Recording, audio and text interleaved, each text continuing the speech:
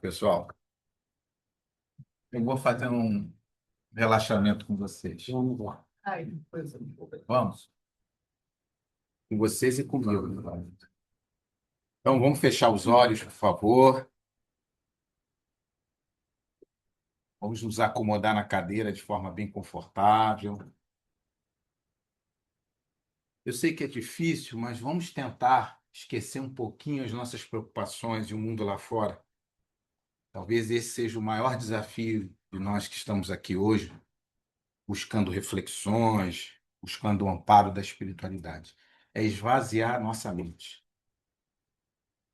para que a gente consiga, com a mente quieta, entrarmos numa sintonia mais plena, mais fina com a espiritualidade amiga e receber deles as orientações que tanto precisamos. Calmando a mente, a gente tem condições favorecidas de receber da espiritualidade as energias que precisamos para encontrar o equilíbrio físico, o equilíbrio mental, emocional, o equilíbrio do corpo espiritual e do espírito. Para tanto, vamos observar a nossa respiração, sem se preocupar em mudar nada por enquanto, apenas observá-la.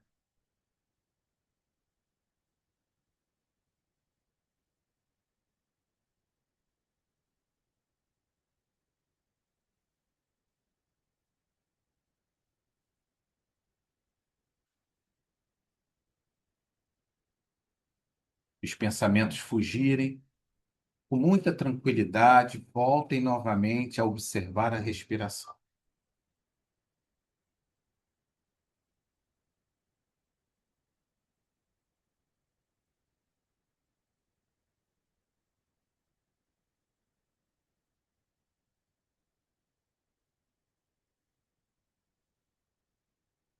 Ao expirar, colocar o ar para fora, vamos mentalizar. Estamos tirando de nosso espírito, de nosso corpo, todo o peso, toda angústia, toda tristeza. Mentaliza.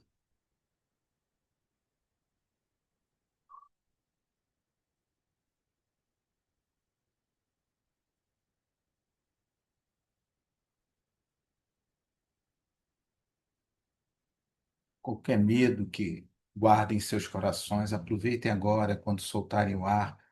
Mentalize que esse medo está indo embora, que essa tristeza está indo embora.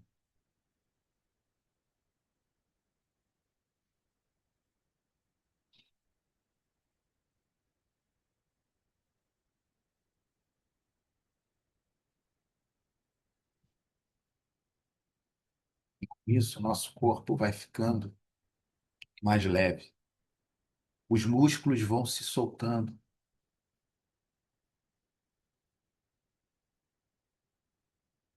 Mentalizem seus músculos relaxando. Mais, mais, mais um pouco.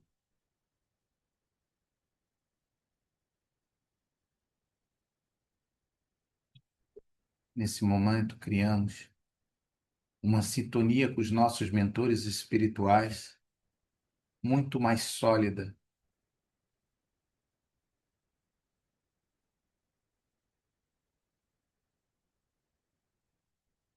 Entramos em sintonia com os mentores da casa,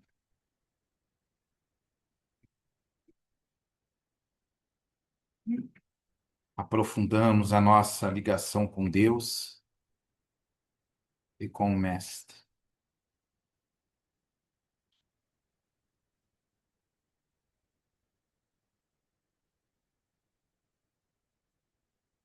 E agora, ao inspirar, vamos mentalizar que estamos absorvendo a energia divina. Essa energia vai a todas as nossas células, trazendo uma profunda paz, levando consigo elementos de cura que vão envolvendo todos os órgãos, todas as regiões do corpo que estão doentes,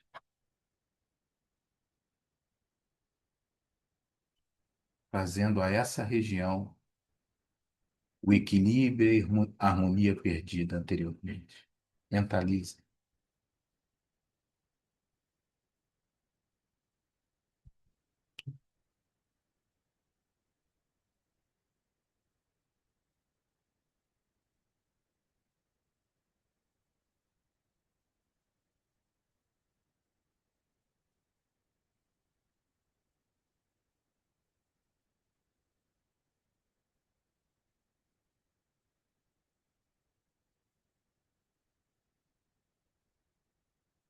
Agora, mais tranquilos e serenos, vamos abrir os olhos.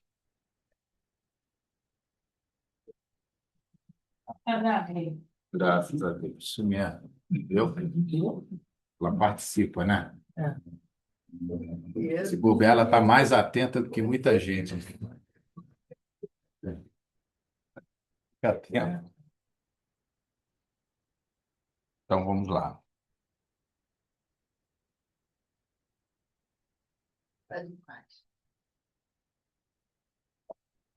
Então, o capítulo é Viciações Mentais. Me permitam ler alguns trechos do capítulo. Ele é longo, a gente não vai se ater a todo ele, mas vamos refletir um pouco sobre o que Joana de Ângeles nos fala. Insatisfação. Há uma necessidade urgente de reprogramar-se a mente. Hábitos longamente mantidos, viciações sustentadas por longo prazo, acomodações psicológicas, acontecimentos e atitudes justificadas por mecanismos de evasão do ego, tornam-se uma outra forma de natureza nos automatismos da própria natureza. E é aquela questão que a gente sempre bate na casa, falado de formas variadas, mas a gente acaba sempre caindo no mesmo ponto, que é a necessidade dessa autoobservação constante de todos nós, né? E a gente se atentar aqui ao fato de que, na experiência humana, nós vamos criando hábitos que podem ser muito bons para nós, mas também podem ser o caminho de queda de cada um de nós. Então, é preciso aqui, como Joana Ange nos diz, que nós paremos e pensemos muito a respeito do que a gente está construindo, ou que a gente, na verdade, já construiu de hábitos na nossa vida. Porque eles vão ser decisivos na nossa forma de se expressar no mundo, se colocar no mundo, né? A partir do momento em que a gente vai criando as experiências, vai travando experiências com outros, nós vamos lidando com aprendizados, né, que o outro nos traz, e vamos também tendo oportunidade, mas a gente acaba dormindo muito nesse ponto, a gente vai tendo uma grande oportunidade de se perceber melhor nessa experiência com o outro. E isso que é muito interessante. Por isso somos seres sociais. Por isso que ninguém aqui foi criado para viver numa caverna, escondido, isolado. Todos nós aqui, por mais difícil que seja conviver com o outro, nós fomos criados para sermos seres sociais. E não é à toa que somos inseridos num contexto social menor que se chama família. Das suas mais variadas conformações, formações, não interessa. Mas nesse núcleo que é muito próximo da gente e que nos obriga a quê? A viver muito de perto com o outro, a gente vai criando, vai montando a nossa rede de hábitos, de costumes, de formas de se comportar, de fazer as coisas.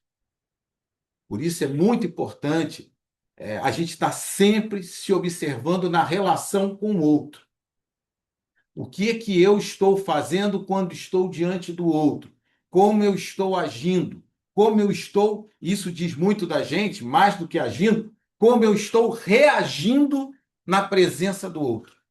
Porque quando a gente fala agindo, a gente já está botando um racional aí que está parando para pensar um pouco sobre tudo aquilo que está acontecendo. E aí a gente age em cima disso. Ok, deveríamos mais agir, do que reagir, que é simplesmente receber o que o outro está nos trazendo e de uma forma muito rápida, sem pensar, a gente já responde, a gente já se coloca, a gente já se movimenta. E muitos dos problemas que a gente adquire ao longo da nossa vida, da nossa existência na relação com o outro, é justamente nessas reações, que muitas vezes não são boas. Mas as reações não é assim do nada que acontece. Elas vêm baseadas lá no nosso inconsciente dessas vivências passadas, tanto de outras encarnações como dessa própria. Nós que já temos alguma estrada de vida, não somos mais pequenininhos, nós já temos uma história, nós já temos um conjunto de hábitos que influenciam muito a nossa vida agora, no momento atual, nesse momento. E talvez, em muitas situações, e talvez na maioria, muito mais do que encarnações passadas. Para nós espíritas não ficarmos botando a responsabilidade no passado sempre, né? Ah, isso é de outra vida, isso é de outra vida. A gente tem essa coisa. Então, para a gente parar de ficar falando, não, eu não me dou bem com arma, isso é coisa de outra vida. Não, eu não me dou bem com arma, por quê? Porque, de repente, eu não lido bem com o meu orgulho, eu tenho ciúme, eu tenho inveja, eu tenho raiva, eu tenho... Então, é preciso a gente fazer essa avaliação no aqui e agora, no que eu tenho, e não ficar tentando arrumar uma desculpa, né? Um motivo em outras vidas, ainda que possa ter.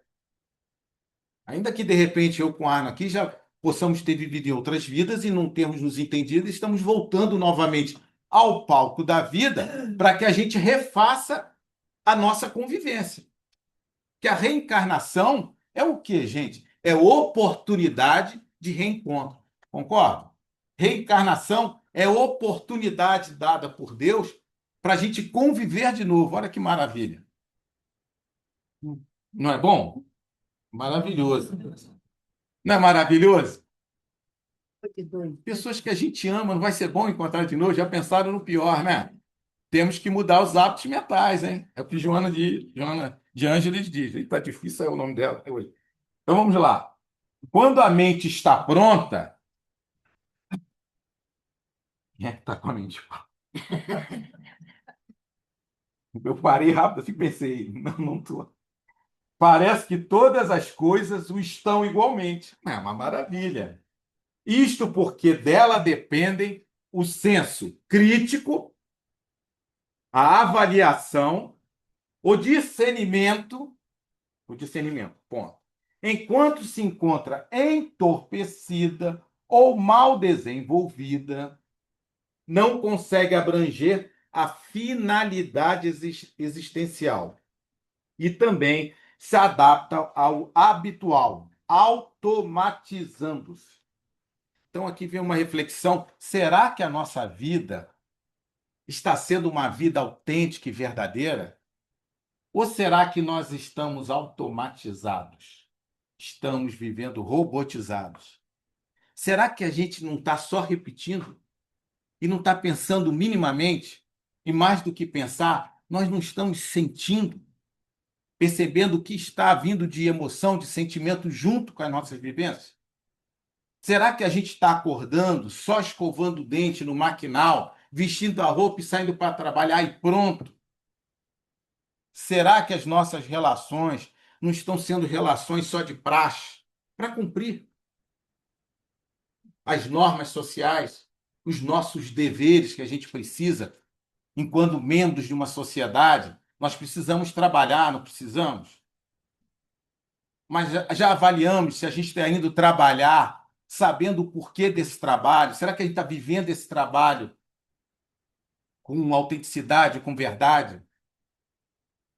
Qual é o propósito do trabalho? É ganhar dinheiro, né, gente? Não. Mas também, né, gente? Poxa, trabalhar para ganhar dinheiro também é bom, né?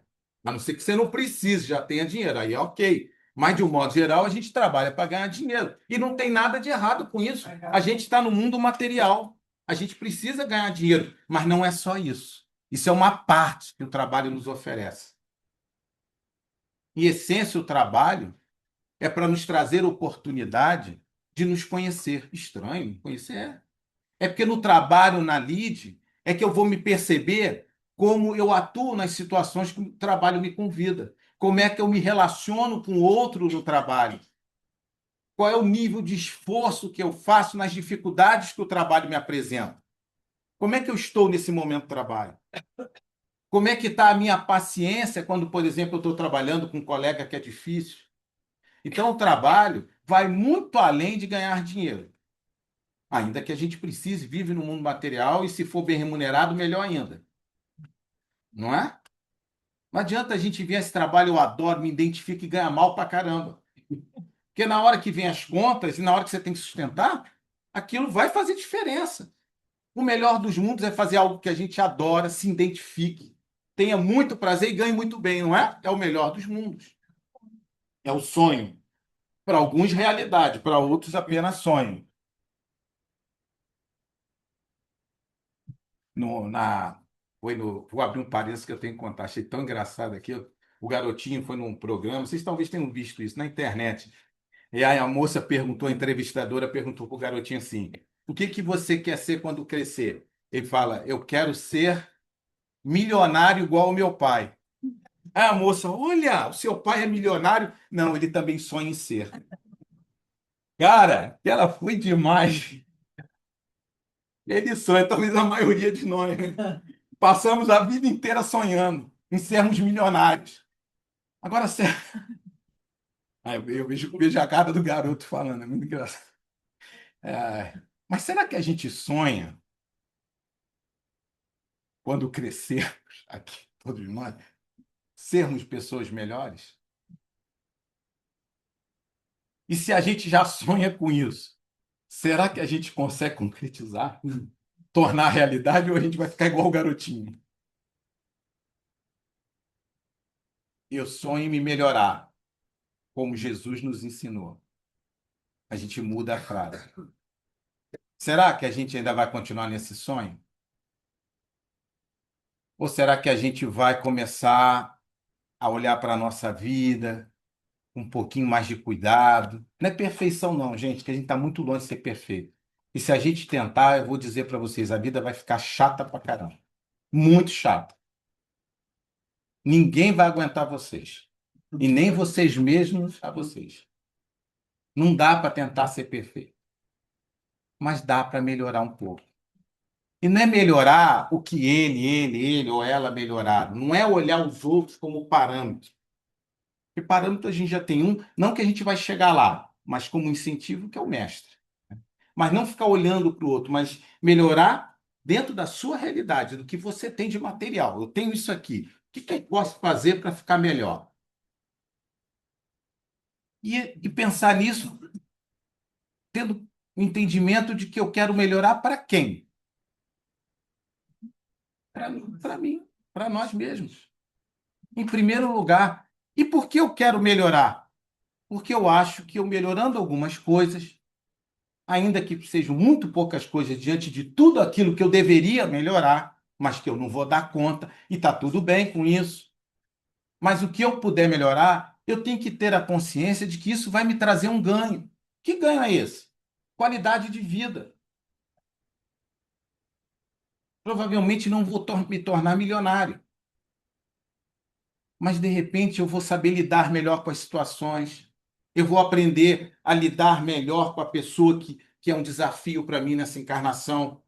E com isso, torna os momentos com essa pessoa mais palatáveis, mais agradáveis, menos tensos, trazendo no meu dia, na minha convivência, qualidade de vida. E às vezes são com pequenas atitudes e pequenos gestos, são com mudanças mentais, que tudo começa aqui, em primeiro lugar, antes da ação. Então, é olhar para a nossa mente e ver o que que a gente está produzindo dentro da nossa mente, o que que a gente está colocando como objetivo aqui dentro. E lógico, sem esquecer que a gente não é só o pensamento, a gente tem emoção, a gente tem sentimento misturado nisso. É isso que forma o ser humano. O ser humano não é igual um computador, uma IA, né? Não é isso. Ela tem emoção e sentimento. É isso que nos distingue, inclusive, da IA. É ter essa mistura, que dá um trabalho danado. Não é fácil pensar e sentir, é? Porque um ou outro trai. Geralmente são as emoções. Nos traem, Às vezes a gente tem até um pensar mais objetivo, né? Concreto, e vem uma emoção e derruba tudo, e a gente se perde no meio do caminho e faz besteira. E muitas vezes nessa emoção a gente reage, não age, porque a emoção tomou conta. Mas se a gente está, de alguma forma, um pouco mais lúcido diante da vida, diante dos acontecimentos, diante de nós mesmos, se a gente se olha de uma forma mais verdadeira, sem altos enganos, talvez a gente tenha uma saída para isso. Talvez a gente tenha uma percepção melhor das coisas e de nós e consigamos dar passos antes que alguns acontecimentos possam vir a acontecer. Deixa eu parar de falar. À medida que se amplia o campo mental, mais fáceis se tornam as novas aquisições psíquicas, com certeza. E ele fala de um ponto aqui muito importante, gente. A autodepreciação é fator preponderante para a infelicidade pessoal e para o relacionamento com outras pessoas, em razão do desrespeito a si mesmo. E talvez, se eu perguntar rápido aqui, alguém aqui não se respeita, talvez a maioria das pessoas diga, não, me respeito, não sei o quê. Mas é muito comum, ao longo, e eu não vou dizer da vida, eu vou dizer de um dia ou de uma semana, que nós tenhamos atitudes que não nos respeitem. Nós passamos por vários momentos ao longo do dia em que nós fazemos escolhas que são muito mais para agradar o outro ou para dar conta de um contexto social, de uma obrigação social, ou porque os outros vão dizer algo, que nós tomamos, às vezes, alguma atitude, um posicionamento e deixamos de olhar para nós e a nossa necessidade real, do que eu de fato preciso. E às vezes a gente não diz um não quando precisava dizer um não, e diz sim, sim. E muitas vezes a gente torna esse dia um dia muito ruim, porque a gente não se respeitou. A gente não entendeu que a gente precisava dar um limite dentro das nossas relações para que a gente pudesse ser mais autêntico. Isso não tem nada a ver com grosseria, né, gente? Se a gente ser grosso, ser indelicado, faltar com gentileza com a pessoa. Porque às vezes a gente tem isso com a gente carrega por força do hábito, de que assim, ao dizer não, ao ir contra um determinado tipo de pensamento de alguém, a gente está sendo indelicado, não. Tudo vai depender da forma como a gente fala, né? A gente pode dizer não de uma forma amorosa. É exercício. Tem que se conhecer, tem que se olhar, tem que se ver se você está sendo assim ou não para modificar nas relações.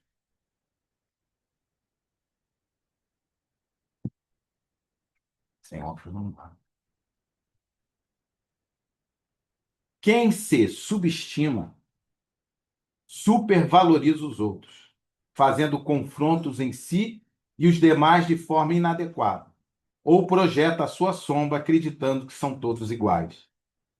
E aqui ele fala sobre essa questão de a gente saber o ponto exato que nós estamos. Nem de mais e nem de menos, gente. Nem se desvalorizar achando que só os outros sabem e você não sabe de nada, é um erro. Todos nós sabemos alguma coisa, nós temos bagagem, nós temos história, né? Não vamos também nos colocar a menos, mas também não vamos achar que sabemos tudo e que o outro não possa nos dizer nada e não trazer nenhum aprendizado. É sempre uma moeda de troca. Até em assuntos que nós possamos achar que sabemos demais, sabemos bem, nós podemos aprender muito com o outro. Geralmente é assim, quando a gente acha que está sabendo muito das coisas, a gente deixa de aprender. Porque a gente acha sempre que sabe mais do que o outro não tem nada para nos dizer. E a gente perde a oportunidade com isso. A gente não deixa nem que o outro se pronuncie ou coloque aquilo. Isso é muito ruim, hein, gente? Muito, é péssimo. E nas nossas relações, muitas vezes a gente faz isso. A gente subestima o outro. A gente acha, isso tá ligado ao nosso orgulho, à nossa vaidade, né? Nós achamos que sabemos mais do que outro. Isso hoje eu acho que não, mas antigamente se debatia muito isso, porque dentro da doutrina espírita, muitas vezes, As pessoas, eu sou espírita, enchia a boca para dizer, como se soubesse de algo muito assim, além de outras religiões que a gente fosse saber, quando na verdade não é, né? Sempre ouvi falar que no umbral é a região inferior do plano espiritual, está cheio de espírito. Frequentador de casa espírita também, não é só médium, não. E presidente de casa espírita está assim. Palestrante nem se fala. Ainda bem que eu não sou nenhum nem outro. É, a gente tem que brincar, porque assim, Melhor brincar. é melhor brincar, mas tem sim. Eu não vou me espantar se eu encontrar vocês lá. A gente vai lá. E pior se vocês me encontrarem no Brau dando palestra, pensou? Falei, olha, me enganava direitinho. E eu me enganava também, que se eu estou no umbral, né? Então vamos lá, até me perdi.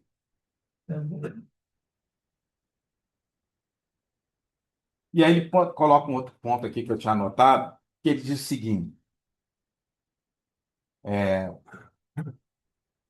o problema, no entanto, não se encontra nos outros, mas no próprio indivíduo, nele enraizado, na sua forma de ver o mundo, de ver a si mesmo, mas ver o mundo, ver as pessoas, está distorcido.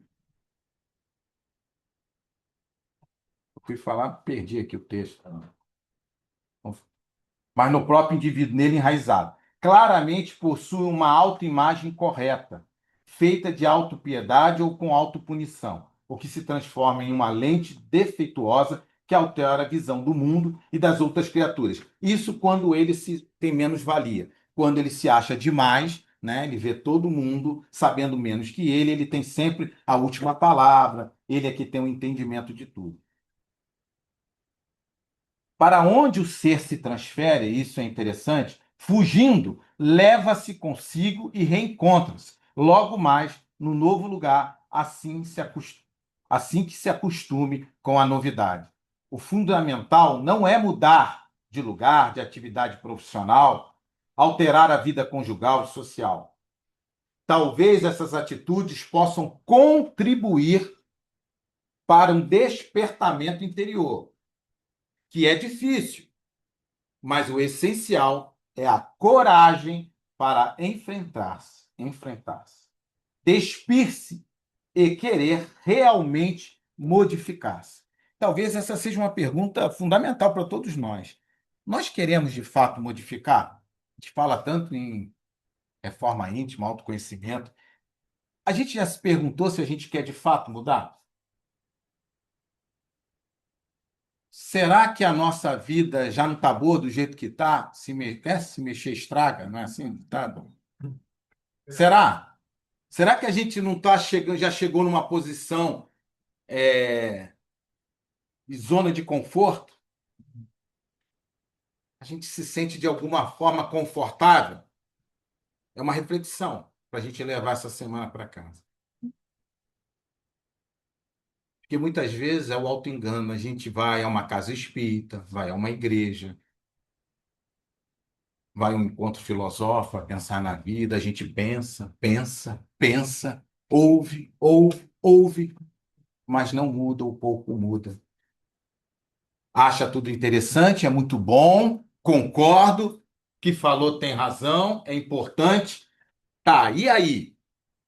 Isso tudo que você está concordando, está servindo para quê? Para alguma modificação? Porque às vezes a gente vive uma vida com ilusão. A gente entra num modo de robotização que a gente vai fazendo as coisas concordando. Muito bom, parabéns, você fala bem, opa, que maravilha, você é fantástico. Tudo bem, e ali você fica. Porque ali você já conhece. Não tá bom, bom, bom, mas você já conhece. Mudar dá trabalho, não dá? Pensar em alguma coisa com um pouquinho mais de profundidade, refletir para pensar se vale a pena ou não, não dá trabalho, gente? Há anos eu faço desse jeito, agora vou parar, vou fazer de outro. Isso não dá um certo medo? A gente não fica? Não vem um pensamento, será que eu vou dar conta disso? Será que eu dou conta dessa mudança? Se a gente tem um pouco mais de idade, a gente vai, já estou velho para isso. Não vai? A gente já. Ai, meu Deus, já passou da época. Se eu fosse mais novo, não é? Quando eu era mais novo, eu falava, se eu tivesse 18. Mas o tempo passou, agora 18 está muito longe, né? Então eu falo, se eu tivesse 30, se eu tivesse 40, a gente vai envelhecendo e vai aumentando esse tempo. Mas a gente vai se, mas a gente de fato não muda. E isso é uma reflexão que a gente deve levar e pensar. Será que de fato eu quero mudar? Porque dá trabalho. Eu estou disposto a esse trabalho? Eu estou disposto a me movimentar? Ou Eu como estou fazendo esse esforço há 90 anos. pensando que nós somos espíritos imortais, você é quase um bebê, Ah, né? Uma encarnação, você vai ter muitas outras pela frente. Eu não vou falar que Deus é teimoso, né? Que você está com 90, é você mesmo, né? 90 anos insistindo, sim. não é? Mas dá tempo. Ai, eu Nunca, espero, eu espero. nunca é tarde. Até porque nós somos reencarnacionistas, nós acreditamos no plano espiritual. A gente acredita que as coisas não vão parar por aqui. Se a gente acreditasse nisso, não fazia sentido tudo isso que a gente está vivendo aqui. Faria? Faria. Não precisava de a gente ficar pensando, refletindo, tentando achar alguma coisa, eureka, não, nada disso. Bastava vocês irem tomar passe, porque a gente tem que resolver o aqui e agora, que eu tô com dor aqui, né? Tomava o passe, melhorar, não sei o quê, e ir embora. Para que que eu vou ficar ouvindo esse cara? A vida acaba daqui a pouco. Mas como a gente acredita que não acaba daqui a pouco, ela continua, então faz sentido o que a gente está fazendo aqui. Que a hora que a gente acabar a nossa participação nessa encarnação, nós vamos continuar vivos no plano espiritual. E tudo isso que a gente está pensando, a gente leva. Que isso o espírito leva. Todas essas reflexões, esses aprendizados, as coisas feitas e não feitas durante a vida, esse aprendizado a gente leva. E quem sabe na próxima encarnação, quem sabe não, com certeza na próxima encarnação, todo esse conhecimento, essas reflexões, nós vamos levar com a gente para a próxima encarnação. Com certeza. Nós aqui somos fruto daquilo que fizemos desde que demos o nosso primeiro choro quando saímos da barriga da mamãe. Somos fruto disso tudo, mas tem uma parte, uma porcentagem importante de tudo aquilo que fomos nas outras, que vieram como tendências, como dons. Isso a gente não pode esquecer. E o que nós estamos fazendo aqui vai ser levado, e numa próxima encarnação virá como um dom, virá como uma fé robustecida, uma certeza sem saber por quê, mas eu acredito nisso. Talvez hoje a nossa crença numa vida após a morte física esteja baseada, essa nossa certeza, nas múltiplas vivências anteriores que marcaram profundamente o nosso espírito. E aí viemos nessa com essa fé robustecida na reencarnação, na vida após a morte. Então não é jogado fora com 90 ou com 100 anos, a gente está pensando e tentando entender a própria vida.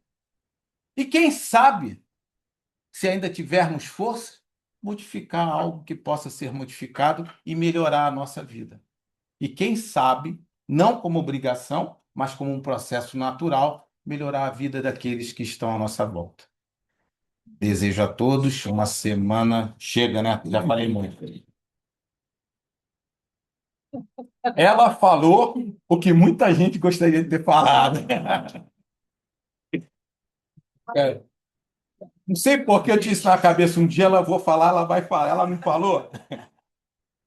É, a espiritualidade para de cutucar, deixa ela quieta. Aí. Então, muita paz para todo mundo, uma ótima semana e que possamos ter uma semana de muita reflexão. Sim. Fechou com chave de ouro.